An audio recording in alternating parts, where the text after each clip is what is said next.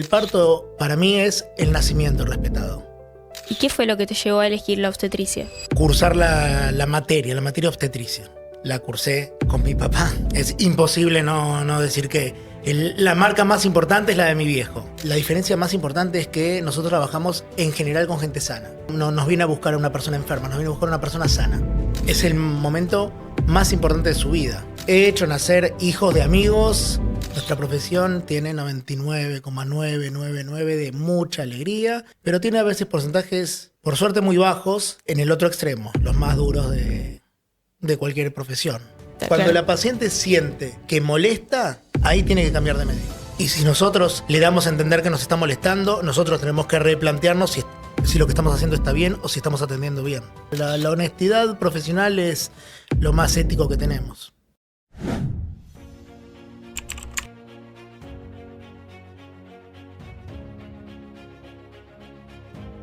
¿Qué hay detrás de un diagnóstico? ¿Qué pasa antes de que un médico diga está todo bien o tenemos que estudiarlo mejor? Mi nombre es Delfina Perry y esto es Biosalud 360, el podcast donde exploramos qué hay detrás de la medicina.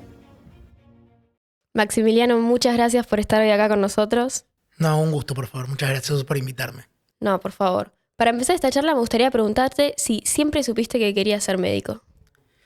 No siempre, pero tengo una presencia de mi viejo en casa y siempre fue una opción. Y con mi padre médico siempre fue una opción. ¿Y a qué edad dijiste sí quiero hacer esto?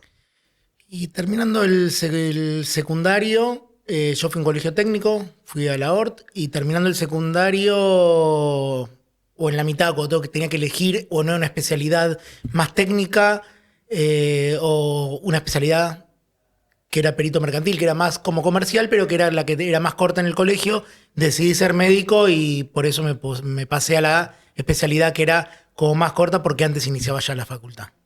Y ahí decidí ser médico. ¿Y qué fue lo que te llevó a elegir la obstetricia? Y la realidad es que cursar la materia obstetricia.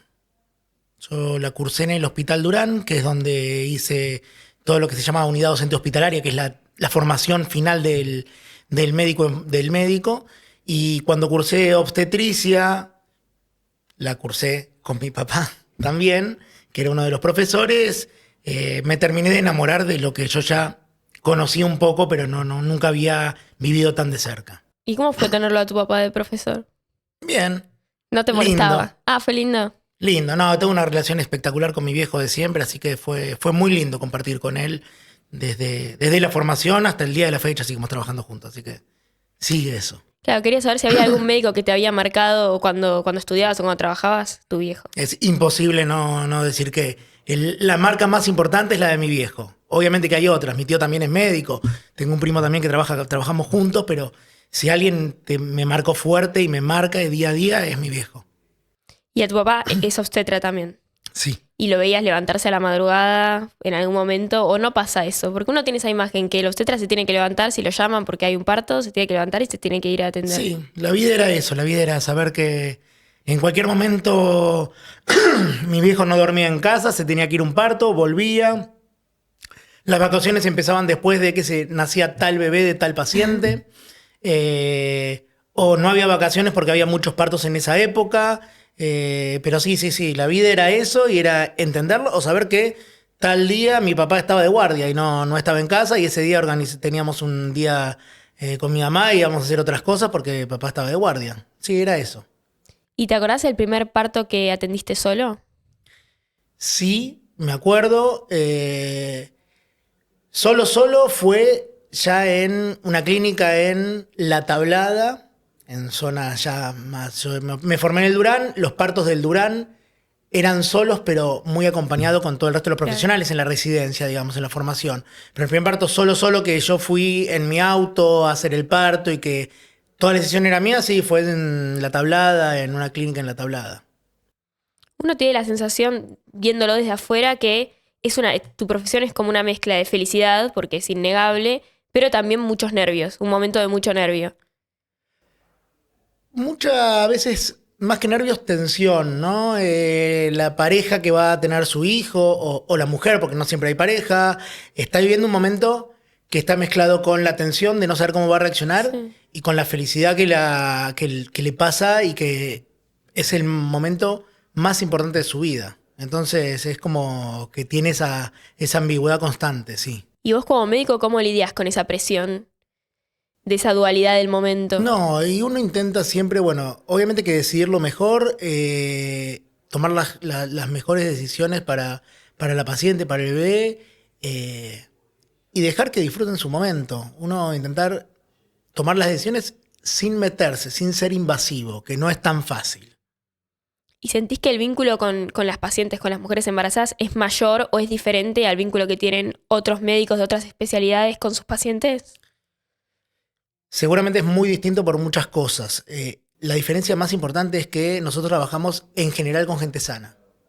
Nosotros no nos viene a buscar a una persona enferma, nos viene a buscar a una persona sana, que viene buscando más salud todavía, ¿no? Y el vínculo, se genera un vínculo muy importante. Uno sigue recorriendo desde cuando voy al jardín de mis hijos o cuando voy a un shopping o cuando estás en cualquier lado y te cruzas con alguien que te mira y te reconoce y te sigue saludando y te sigue diciendo, che, no, pues vos hiciste nacer a este bebé, o te muestra un hijo y te dice, mira, él te sacó de mi panza, y es como que es maravilloso. ¿Eso es lo que más te sigue emocionando después de tantos años?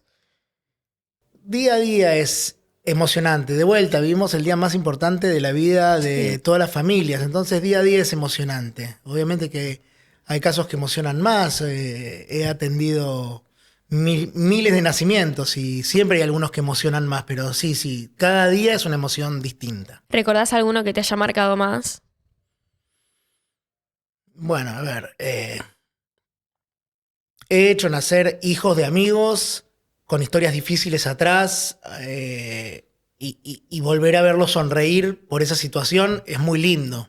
Y lo recuerdo, no quiero nombrar particularmente cuáles, pero y lo recuerdo, sí. ¿Y hay algún momento muy difícil que te haya tocado vivir como médico? Sí, nuestra profesión tiene 99,999 de mucha alegría, pero tiene a veces porcentajes, por suerte, muy bajos, pero en el otro extremo, los más duros de cualquier profesión. Y después de algo así podés seguir, digo, ¿cómo seguís con la vida después de, no todos los, obvio que después vas a seguir con tu vida, como la madre también sigue con la vida, Muy difícil. pero tener un parto que termina mal y después irte a tu casa? Muy difícil, muy difícil. Son días o semanas de mucha dificultad hasta que el recuerdo se va de lo más cercano. Está por ahí, ¿no? El recuerdo siempre está. Las buenas se acuerda un montón, pero las malas se las acuerda mucho más y no las puede borrar. Nunca. ¿Y eso te sirve hablarlo con tu papá, por ejemplo? Y uno lo habla con la familia, lo habla con mi viejo, uno lo habla, pero uno ya sabe que, bueno, que cuando elige esta profesión también va a convivir con esos momentos y va a lidiar con esas situaciones porque, bueno, nos tocó. Y cuando a uno le tocan esas situaciones, tiene que sobrellevarlas y sobrellevarlas de la mejor manera. Y la realidad es que muchas veces como médico es cuanto más presente hay que estar y no menos. Y bueno, hay que aprender a hacer eso y aprender a ponerse en ese lugar. ¿Y sentís que en los últimos años hubo algún cambio en la forma de vivir los embarazos o los partos? Hay algunas cosas distintas, hay cosas que van cambiando. En un momento los médicos en algún momento fuimos muchas veces en algunas situaciones, no siempre, ¿no? Pero minimizadas algunas consultas porque existía mucho, estaba muy presente Google y la internet y todo. Hoy empieza a aparecer la inteligencia artificial, donde también algunas cosas pueden ser cuestionadas o reconsultadas. Y va cambiando cada momento de la atención, va cambiando también cómo se encara y cómo se vive. Y uno lo que hace es muchas veces intentar incorporar esas herramientas para que la paciente no las consulte en otro lado y las pueda consultar en uno, darle su espacio. Y si uno le da el espacio a la paciente muchas veces no tiene que consultar en otro lado. El tema fundamental es tener espacio y tener tiempo en el consultorio para poder sacar todas las dudas, que la paciente siempre se vaya sin dudas, porque si la paciente se va con más dudas o si la paciente consulta y del otro lado la respuesta es o escueta o está acompañada con una mala cara o algo, y si la paciente piensa que lo que pregunta está mal o que no debería preguntar está mal, estamos haciendo algo mal de nuestro lado. Entonces, intentar que la paciente se vaya contenta y sin dudas. La paciente es la pareja muchas veces también, ¿no? Es la pareja entera, pero bueno, intentar también eso, que el consultorio es un lugar donde en nuestra profesión venga la pareja, que no venga solamente la embarazada. Y eso lo logramos bastante. En mi consultorio por lo menos lo logramos bastante, que venga la pareja y que eso esté bueno. ¿Y sentís que llegan más informadas, más informados de la pareja o con más preocupación por lo que leen en redes o por lo que leen de la inteligencia artificial? Hay de todo, hay de todo. Hay gente que se deja llevar y hay gente que ya viene muy informada y a veces uno la tiene que orientar sobre qué información es válida o qué información no es tan válida. Sí, hay de todo porque nosotros aparte atendemos gente en general joven, entonces que tiene mucho control de redes, que tiene mucho acceso. A lo mejor yo atiendo gente más 30, por ejemplo, que no es tan tiktokera y es más de Instagram. Entonces que ve más. Pero tenemos gente que de un amplio espectro donde en general sí es una paciente tecnológica. A pesar de que sí que es verdad, tratar a gente joven, cada vez hay una tendencia a que las mujeres tienen hijos más de grandes. ¿Lo considerás un desafío médico? No, a ver. ¿O no lo notás esa tendencia Sí, todavía? lo notás según en qué ambiente te muevas muchas veces. Y sí, nosotros tenemos, la gran mayoría de nuestros pacientes son más 30, más 35. Son pacientes ya muchas veces con un título universitario o con una profesión en desarrollo. Hoy cuando le preguntás a qué se dedican, lo que antes era muy común, entre comillas, el ama de casa, hoy no existe casi.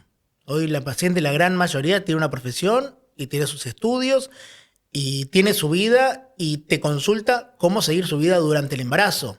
Y también lo que nos vemos cuando vemos esto es que la paciente tiene, entre comillas, menos tiempo para tener hijos. Antes tenía desde los 25 en adelante, tenía 15 años, 15 a 20 años para tener pibes y ahora no, ahora tienen 5 años y tienen que meter los hijos que quieran en esos 5 años. Y a veces empiezan las dudas de estaré bien en edad, etcétera. Y hoy la paciente, si uno la cuida mucho y la cuida de temprano, después de pasar ciertos temas, sigue fácil de manejar y sigue siendo una paciente, entre comillas, joven, porque uno puede evitar los riesgos de mayor edad. ¿Y cuál es el miedo más común que suelen tener las embarazadas que van a tu consultorio? Los miedos comunes, que son más dudas que miedos, son me daré cuenta de las contracciones, como que es algo que se va a dar todo el tiempo, está presente todo el embarazo. Che, voy a tener contracciones y si se abre, ¿cuándo ir al sanatorio? ¿Cuándo? Son miedos, no son pánicos.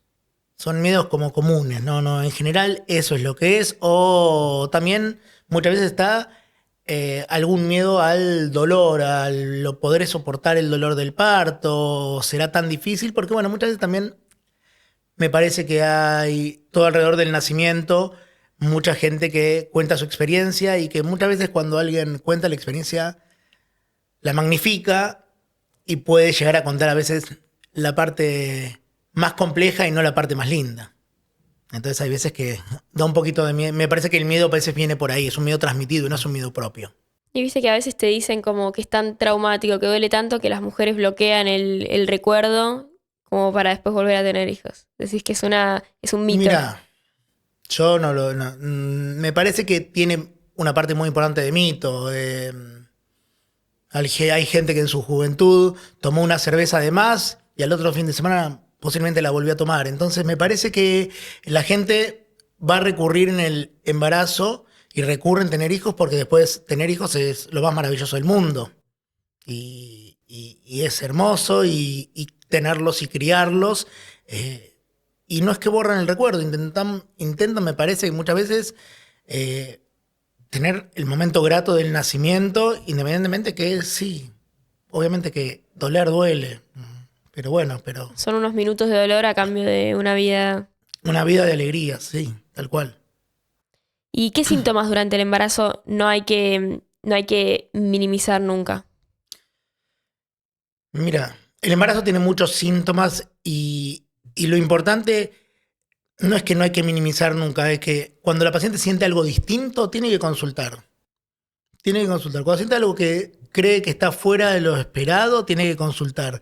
Y de esa manera no se minimiza, ¿no? Y con las vías de comunicación que tenemos, que muchas veces, bueno, yo con mis pacientes tengo el WhatsApp abierto constante, entonces muchas veces hay ida y vuelta de síntomas que en otros momentos podrían haber pasado por alto y hoy se consultan y nos quita un montón de inconvenientes. Yo que sé, hay síntomas que a veces la paciente no le daba importancia, no le da importancia, y para nosotros es muy importante que, por ejemplo, es una picazón. A veces hay algunas picazones en determinados lados del cuerpo que son o en las palmas de las manos o en las plantas de los pies, que muchas veces pasan de alto y te vienen al consultorio y dicen, no, porque me pica, y para nosotros puede haber algo importante que tiene que ver con temas hepáticos. No voy a extenderme en esto, pero son síntomas que muchas veces se minimizan porque dicen, no, me picaba, pero ni avisé. Sí.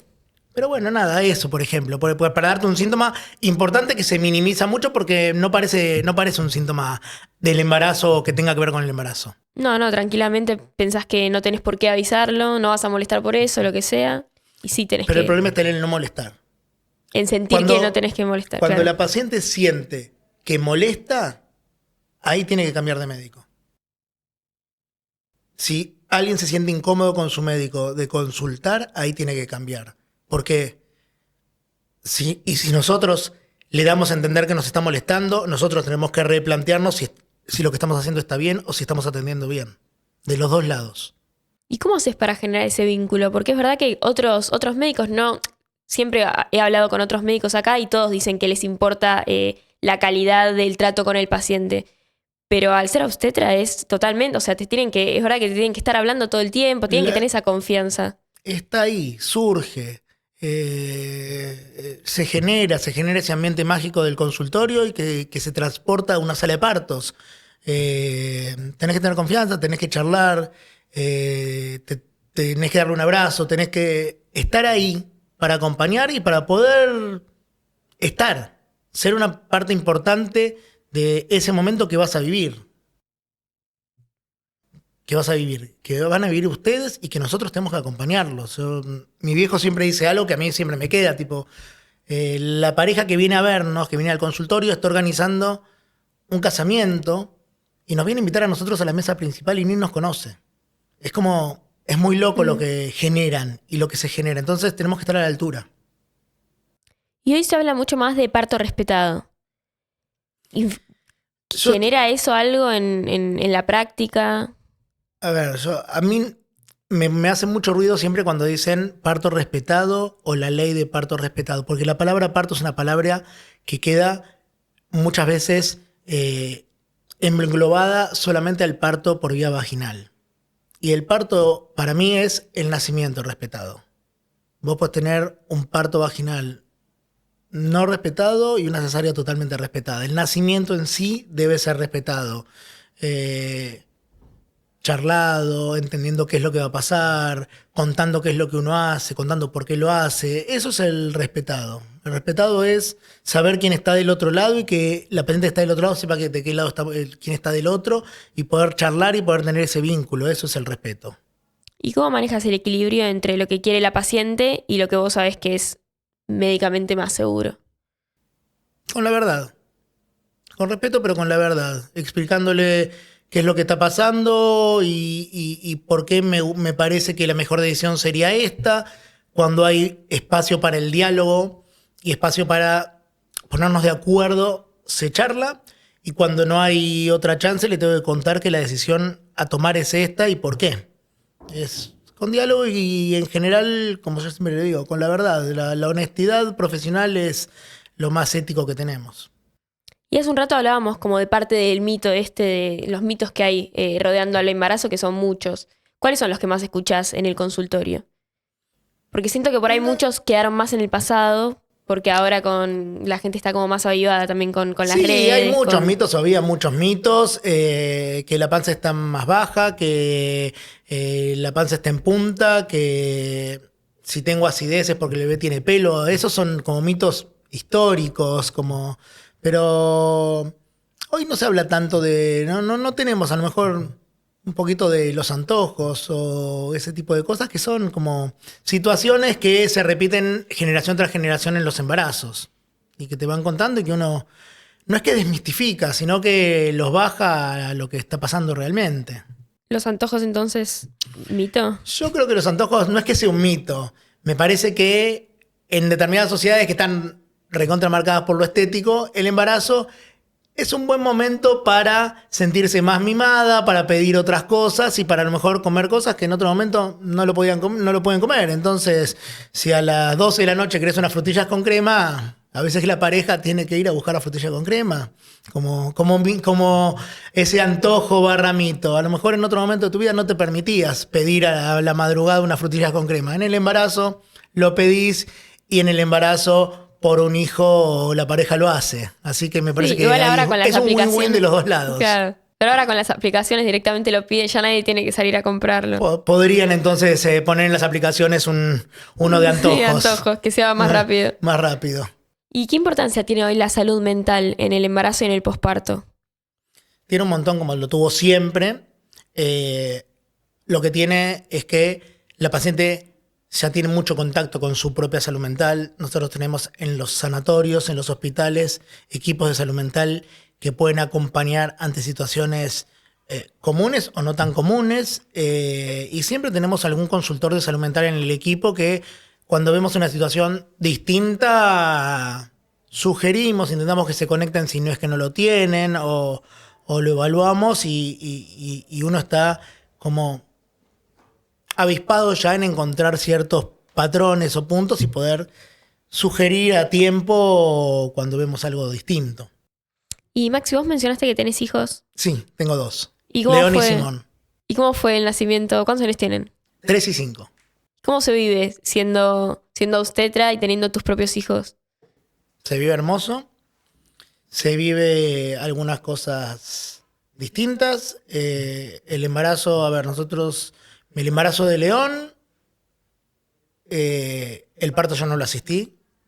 Lo asistió un primo que es Darío, que trabaja con Darío Díaz, que trabaja con nosotros en el consultorio, y mi esposa prefirió que yo sea exclusivamente padre, que está al lado de ella, y yo me lo tomé como padre. Estuve durante el embarazo, si bien en los controles hubo controles con Darío o autocontroles, pero fue en pandemia, fue en el 2020 la gestación, o sea que yo tuve la suerte en ese momento de, por ser médico, entrar a las ecografías. En la pandemia la gente no entraba a las ecografías. Al consultorio venían solamente la embarazada, pues no se podía haber aglomeraciones de gente. Bueno, yo acompañé en todas las consultas por estar adentro, acompañé a todas las ecografías porque podía entrar y me permitían. A lo mejor iba a un turno cuando el consultorio que no sé si la ecografía estaba cerrado, pero como era amigo me permitía a mí estar. Y el parto fue un parto maravilloso.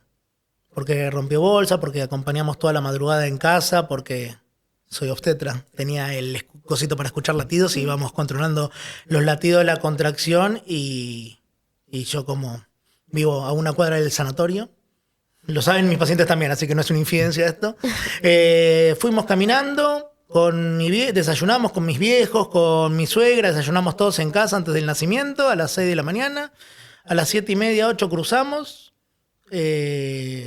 Estaba ya todo el equipo esperándonos, el anestesiólogo, la partera, el obstetra que es mi primo Darío. Elisa le permitió a mi papá que esté en la sala de partos adentro como abuelo acompañando y como obstetra, pero estuvo como abuelo, no como obstetra en ese momento. Y el nacimiento fue maravilloso y a las 9:12 nació León.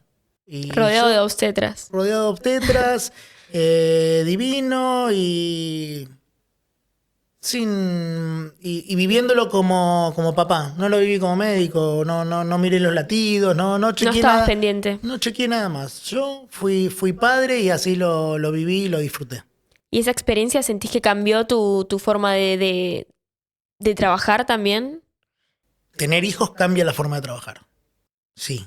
¿En general o en tu profesión? Por lo menos a mí me cambió. No sé el resto. A mí me cambió.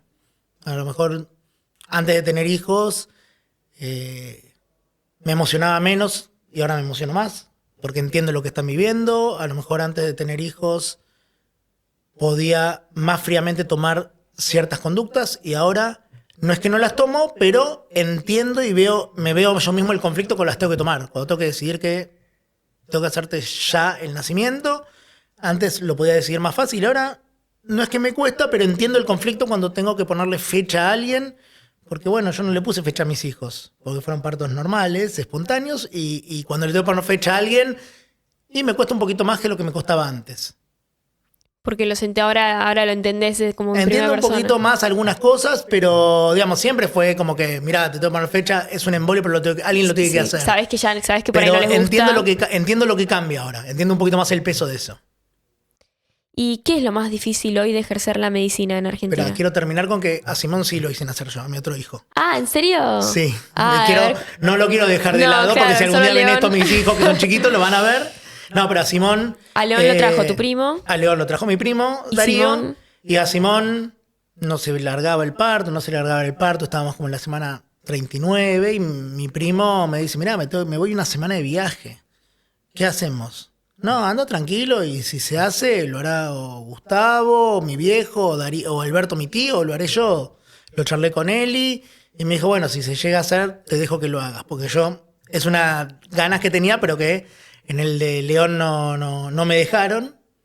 Y era una espina clavada. Y en el de Simón no se hizo el parto. Mi primo se fue una semana, volvió, estamos de 40 y un poquito. Y el día que se hizo el trabajo de parto... Empezamos el trabajo de parto, tranquilo, estábamos en el sanatorio y todo, y en el momento casi de nacer le dije a Elisa si me dejaba, él y mi esposa me dijo, sí, te dejo, y le dije a Darío, permiso, correte, me puse los guantes y lo saqué a Simón. Ya habías ido con la idea, ya te habías como... La tenía ahí, ya me la Sí, habían sí, dicho, sí. y ya no podíamos volver atrás. Claro. Y fue muy distinto también dar a luz a tu hijo Es distinto, sentí cosas distintas. en vez de a otro. Con León lo que sentí distinto, que lo recibí como padre, fue después de 5.000 nacimientos, la primera vez que toqué piel a piel a un bebé recién nacido. Porque todos los recién nacidos que yo toco los Sí. toco con guantes. Y es la primera vez que sentí piel a piel ese tacto de la piel del recién nacido. Y no me lo olvido todavía esa sensación.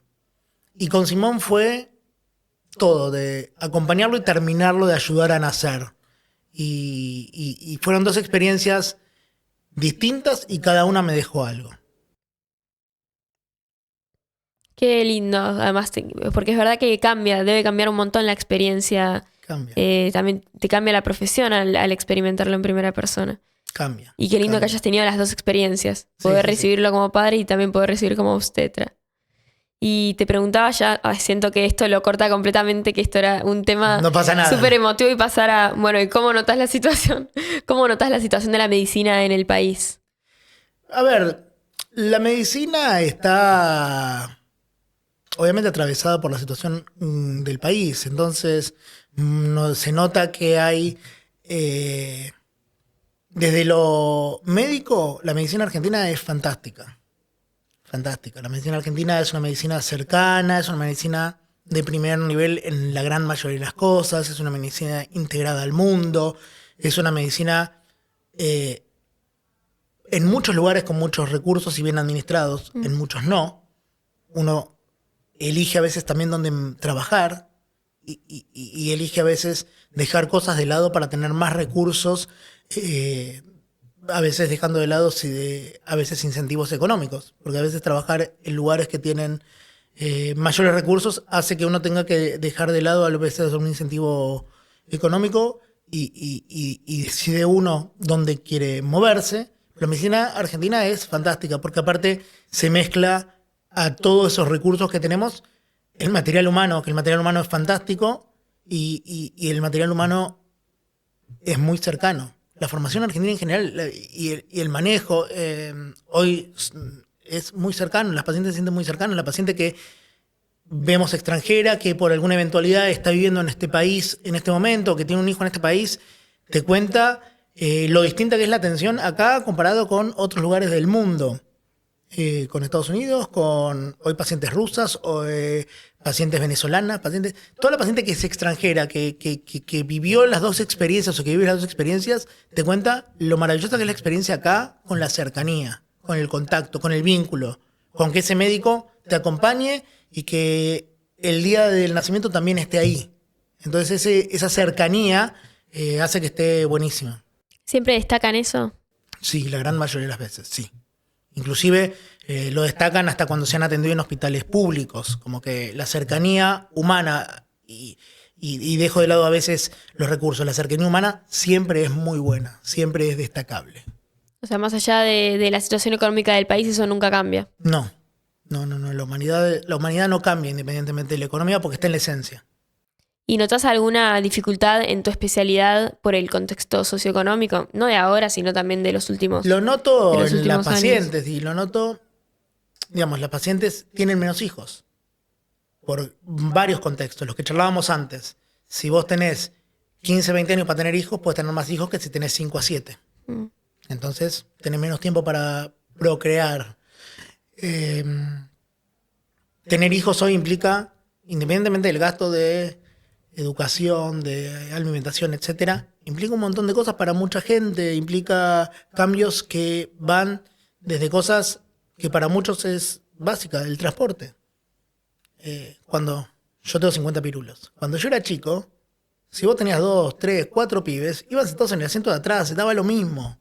Hoy podés poner en el asiento de atrás 2 hijos, 2 sillitas, y si ponés más te hacen una multa, no podés. Por lo legal y por la seguridad. Antes éramos, yo siempre digo en joda, éramos sobrevivientes, porque antes íbamos en el auto, en la luneta del auto, y daba lo mismo, no, nadie se percataba, decíamos con cinturón, no íbamos con cinturón, íbamos sentados atrás. Y hoy no, hoy tener 2 hijos es tener 2 sillitas, tener 3 hijos es cambiar el auto para que haya 2 o 3 filas de asiento, para que entren las sillitas, para poder ir cómodos, después con lo que salen los colegios, el jardín, todo cambia. Y volviendo a algo más personal, ¿cómo haces para desconectar de tu profesión cuando apagar el teléfono? Supongo que no podés. No apago el teléfono, yo lo apago cuando lo cambio nada más. Claro. Y entonces, ¿cómo haces para desconectar? ¿Tenés hobbies? Hoy tengo hijos. Sí, eso es una parte Hoy tengo claro, hijos, eso es entonces sí. Ayer di el curso preparto y terminando el curso de preparto con los hijos a UPA viendo un parto. Por ejemplo, entonces uno desconecta cuando puede, sí. Juega con sus hijos, los busca en el jardín, intenta organizar la vida para tener mucho tiempo disponible para ellos y algunos tiempos para uno. Mi especialidad es muy particular, yo tengo 2 días de atención fija, 2 días que atiendo consultorio fijo y que ese día está dedicado a la profesión. Desde la pandemia modifiqué algunas cosas y desde los hijos modifiqué algunas cosas para tener más disponibilidad. Yo antes de la pandemia tenía días de atención y días quirúrgicos. Entonces atendía lunes, miércoles y operaba martes, jueves. Y tenía el viernes un poco más libre. Hoy opero o antes o después del consultorio lunes y miércoles y tengo martes, jueves, viernes y fin de semana en stand-by.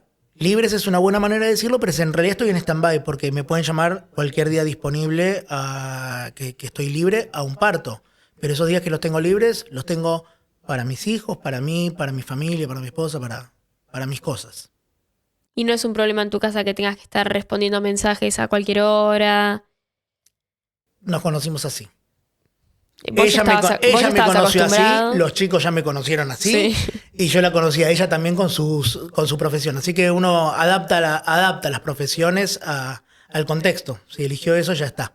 Porque digo, a uno a veces le molesta que la pareja esté tipo, che, no estés con el celular, ¿por qué seguís trabajando? Vos no podés. Le vos sigue molestando y me sigue entendiendo. Claro. Le sigue molestando, pero sigue entendiendo. No, es así. Y a mí también me molestan algunas cosas y uno lo sigue entendiendo porque ya se eligió así, ya se conoce así. ¿Ella a qué se dedica? No sé, es un quilombo. Ella es diplomática, trabaja en política, hace consultoría, hace otras cosas y son cosas también. Profesiones fuera de lo habitual, complejas, sin una oficina fija. Entonces nosotros en casa tampoco tenemos una estructura muy marcada, que nos cuesta a veces llevarlo a nuestros hijos con los horarios y todo, pero somos así, somos una casa desestructurada que intenta hacer lo que puede para cuidar a esos chicos y que haga lo mejor posible. Pero me parece que somos son felices, desestructurados. esos chicos deben ser felices. Sí, o sea. sí. ¿Y qué aprendiste de las pacientes después de tantos años ejerciendo? A escucharlas, a entenderlas, a ponerme del otro lado, a acompañar de la mejor manera. ¿Crees que es algo que se aprende? No empezás a trabajar ya sabiendo. No, obvio, lo vas aprendiendo, te vas adaptando, vas entendiendo qué pacientes tenés y ellas también van entendiendo qué médico tienen, porque las pacientes y los médicos se eligen. Cuando una paciente viene y tiene otra onda, no vuelve, porque ella entiende que yo no soy para ella, y yo también entiendo que esa paciente no es para mí, entonces si vuelve o no vuelve no es problema. Uno ya sabe qué pacientes son para uno. Y las pacientes, las mujeres y las parejas saben qué médico quieren. ¿Eso crees que ya en las primeras consultas se siente? Yo voy a contar lo que veo hoy en las primeras consultas porque es fantástico, a mí me divierte mucho. Yo siempre les digo que hoy las primeras consultas, hace unos años era un casting y hoy me parece que es más como, muchas veces las primeras consultas son como ir a ver un departamento. Vienen muchas veces la mujer sola, con su embarazo de primeras semanas y charla y te ve y todo y si le gustó y le caíste bien, viene una segunda consulta con la pareja. Es como, yo siempre les digo, estás viendo departamentos, ¿no? ¿Por qué? Porque claro, venís, mirás y si te gusta le decís, dale, vení, vamos a verlo para no clavarlos. Entonces, cada uno es como que está pasando mucho eso. Hay casting y también hay como eso como de ir a ver departamentos. Van a ver 2 o 3 obstetras, recomendados en general, pero de esa forma es las primeras consultas muchas veces. ¿Y sentís que la obstetricia cambió tu forma de ver la vida? No, porque yo no es que fui obstetra toda la vida, pero viví rodeado de obstetricia toda la vida. Entonces, no me cambia la vida en general, digamos, como que es lo que viví toda la vida. Pasa que me imagino como el primer parto que viviste. De repente... El primer parto que viví tenía creo que 12 o 13 años en vivo, digo, ¿no? Porque en video tenía 2 años, 3 años, no sé. La primera peli era todo el tiempo. La primera película que viste. Claro, pero en vivo, un día que voy a la guardia a verlo a mi viejo, al Durán, que me dice, uy, se está haciendo un parto, vení, vamos a verlo. Y no dimensionó que yo tenía 12 años, 13 años. Me bajó la presión, me mareé, me acuerdo perfecto. ¿En serio? Pero bueno, pero era... Es esa pasión con la que él lo vivió y lo vive a diario y que, bueno, que la quería transmitir y, bueno, a lo mejor no entendió que tenía un hijo de 12 o 13 años que todavía era muy chico para ver un parto en vivo, pero lo vi y después, bueno, me subió la presión y me lo banqué. Y a pesar de todo elegí esto. ¿Y en ese momento no te habrás imaginado que dentro de unos años ibas a dedicarte a eso? No, y no me imagino el día que un hijo me acompañe a una sala de partos o a un quirófano. ¿No le vas a hacer lo mismo o por ahí sí? No lo sé. 12 años. No lo sé, vamos a ver, no lo sé. ¿Y hay algo que todavía te pueda sorprender en un parto? ¿O ya viste todo, sentís que es siempre más o menos lo mismo? Vimos casi todo.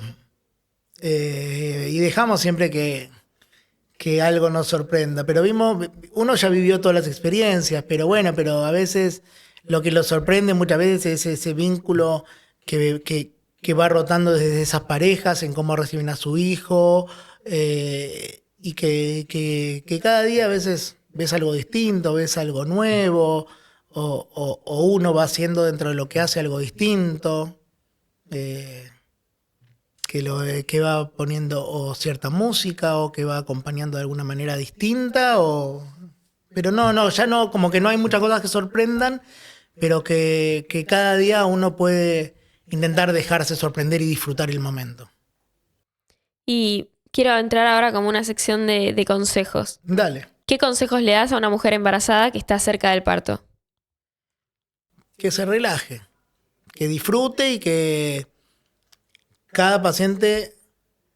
Es muy difícil tener el parto que quiere. Va a tener el parto que puede o el nacimiento que puede. Y si lo disfruta y se relaja y confía en el profesional que eligió, va a estar bien. Y una mujer que acaba de dar a luz. Que duerma cada segundo que puede. Ah, ¿eso vos lo sufriste mucho? No. ¿No? Yo no, porque a mí no me molesta no dormir, pero mi esposa, que es la que está, y las mujeres que están en esos primeros meses, están luchando con la teta, con todo, y con los propios dolores, o con las propias molestias, o con la vuelta del cuerpo a su cuerpo que conocían de antes. No, que disfruten, que duerman es un chiste, que disfruten a su hijo y que cuando puedan descansar, después del embobado que uno tiene que mirarlo, es intentar descansar un ratito para poder seguir con fuerzas en la próxima toma de teta o en el próximo cambio de pañales o todo eso. Si no hubieras elegido obstetricia, ¿te imaginás qué otra especialidad cuál te llamaba la atención? Me gustaba pediatría, me gustaba traumatología y por suerte no elegí ninguna de las dos. O sea, No me ven ninguna. No te arrepentís de haber elegido No, esto. para nada. ¿Cuál fue el mejor consejo que te dieron en toda tu vida? Mi viejo me dijo siempre y me lo repite que si te apasiona lo que haces, lo vas a disfrutar y bueno, seguir así, con esa pasión constante en lo que uno hace. Y ya para cerrar, ¿qué consejo le darías a un médico que está decidiendo seguir tu profesión?